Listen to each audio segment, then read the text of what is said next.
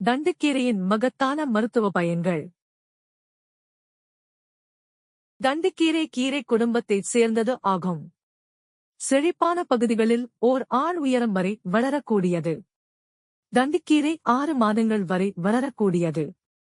ஆனால் 100 முதல் 120 நாட்களுக்குள் இந்த கீரையை அறுவடை செய்து சமைக்கும் போதுதான் தண்டுகள் நார் இல்லாமல் இலசாகவும் உண்ணுவதற்கு சுவையாகவும் இருக்கும். முதிர்ந்த கீரையில் மிக அதிக அளவிலான யோபொருள் கிடைக்கிறது. தண்டுக்கீரையை பருப்பு வகைகளோடு அவியல், மசியல், பொரியல் போன்ற பல விதங்களாக தயார் செய்தும் உண்ணலாம். தண்டுக்கீரையை தொடர்ந்து சாப்பிட்டு வருவதால் என்ன நன்மைகள்?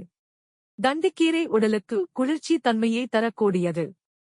உடல் உஷ்ணத்தால் பாதிக்கப்பட்டவர்கள் இந்த கீரையை உணவை அடிக்கடி எடுத்து வந்தால் சிறந்த நிவாரணம் கிடைக்கும். தண்டுக்கீரை இரும்புச் சத்தும் கால்சியம் சத்தும் அதிகமாக இருப்பதால் இரத்த சோகை, மூட்டு வலி, முதுகு வலி போன்ற தொந்தரவுகள் இருப்பவர்கள் எடுத்துக்கொள்வது மிகவும் சிறந்தது. தண்டுக்கீரையில் நார்ச்சத்து அதிகம் உள்ளதால் மலச்சிக்கல் மூல நோய் போன்ற பிரச்சனை உள்ளவர்கள் அடிக்கடி உணவில் தொடர்ந்து எடுத்துக்கொண்டால் இப்பாதிப்புகள் குறைய தொடங்கும். கருப்பையில் தங்கி இருக்கக்கூடிய நச்சுக்கள் முற்றிலும் வெளியேறி கருப்பை சுத்தமாகும். எனவே நாளடைவில் பெண்கள் கருத்தரிக்கும் நிலை உண்டாகும். பெண்களுக்கு கருப்பை தொடர்பான பிரச்சனைகளை குறைக்கக்கூடிய தன்மை தண்டுக்கீரையில் அதிகம் உள்ளது. தண்டுக்கீரையை உயர் இரத்த அழுத்தம் உள்ளவர்கள் எடுத்துக்கொண்டு வரும் பொழுது இரத்த அழுத்தம் குறையத் தொடங்கும். தண்டுக்கீரை இரத்தத்தில் உள்ள வெள்ளை அணுக்களின் உற்பத்தியை அதிகரித்து நோய் எதிர்ப்பு சக்தியை அதிகரிக்கக்கூடியது. அதிக உடல் பருமன் கொண்டவர்கள் மற்றும் எடையை குறைக்க விரும்புபவர்களுக்கு தண்டுக்கீரை ஒரு அருமருந்தாகும். இந்த கீரையை தொடர்ந்து சாப்பிட்டு வரும் பொழுது முதுமை தோற்றத்தை தடுத்து உடலை என்றும் இளமையாக வைத்துக்கொள்ள உதவும். முளைக்கீரை வளர்ந்து பெரிதானால் அதுதான் தண்டுக்கீரை. இந்த தண்டுக்கீரையில் 2 வகைகள். ஒன்று பச்சையாக இருக்கும், மற்றொன்று சிவப்பு நிறமாக இருக்கும். அதனால் இந்த கீரையை சிலர் சிவப்பு கீரை என்றும் சொல்வார்கள். சிவப்பு நிற கீரை தண்டு. இதில் சிவப்பு நிற தண்டுக்கீரை சத்தும் ருசியும் அதிகமுள்ளதாகும். பெண்களின் மாதவிடாய் கோளாறுகளை குணமாக்குகிறது. தண்டுக்கீரையை பொறுத்தவரை எல்லா சத்துக்களுமே இதில் நிறைந்துள்ளன.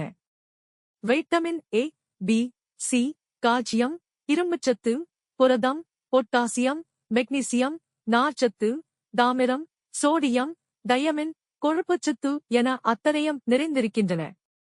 அதனால்தான் குழந்தைகள் முதல் பெரியவர்கள் வரை கட்டாயம் சாப்பிடக்கூடிய கீரையாக இந்த தண்டுக்கீரை உள்ளது. இந்த கீரையை பெண்களுக்கு மிகவும் நல்லது.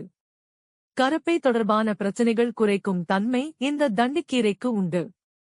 கல்யாணம் ஆகி பல வருடங்களாகியும் சில பெண்களுக்கு கருத்தரிக்க முடியாத நிலைமை இருக்கும். அதுபோன்ற பெண்கள் தங்கள் இந்த தண்டுக்கீரையை அடிக்கடி சமையலில் சேர்த்து கொண்டால் கருப்பை பலம் பெறும். கருப்பையில் தங்கியிருக்கும் நச்சுக்கள், தொற்றுக்கள் வெளியேறுவதுடன் கருத்தரிக்கும் நிலைமையும் ஏற்படும். உயிரணுக்கள், மலட்டுத்தன்மை என்பது திருமணமான ஆண்களுக்கும் உண்டு. அதுபோன்ற நபர்கள் இந்த கீரையை சாப்பிடலாம். இதனால் உயிரணுக்கள் வலுப்பெறும்.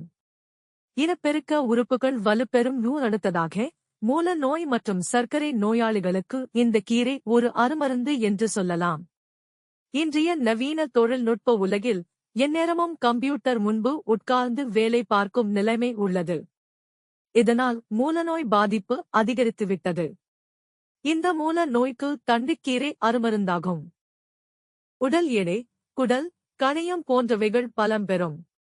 நார்ச்சத்து இந்த கீரையில் மிக அதிகம் என்பதால் வயிற்றில் உணவு நன்றாக செரிமானம் ஆகி மலச்சிக்கலும் தீருகிறது. நோய் எதிர்ப்பு சக்தியும் பலம் பெறுகிறது. அது மட்டுமல்ல, உடல் எடையை குறைக்க நினைப்பவர்கள் தாராளமாக தண்டுக்கீரையை சாப்பிட்டால் பலன் கிடைக்கும்.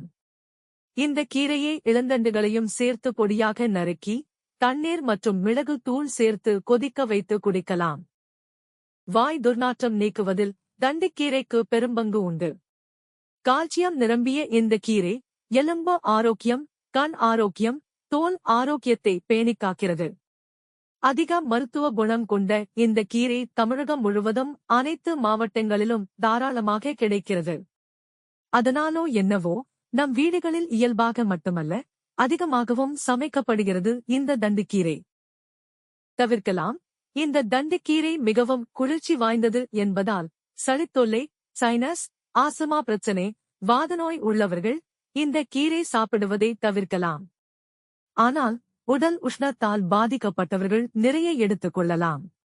ஹை பிபி உள்ளவர்கள் இதை சாப்பிடலாம். இதனால் இதய ஆரோக்கியம் மேம்படுகிறது. கொலஸ்ட்ரால் அளவை குறைப்பதால் இதய நோய் அபாயத்தை மேலும் குறைக்கிறது.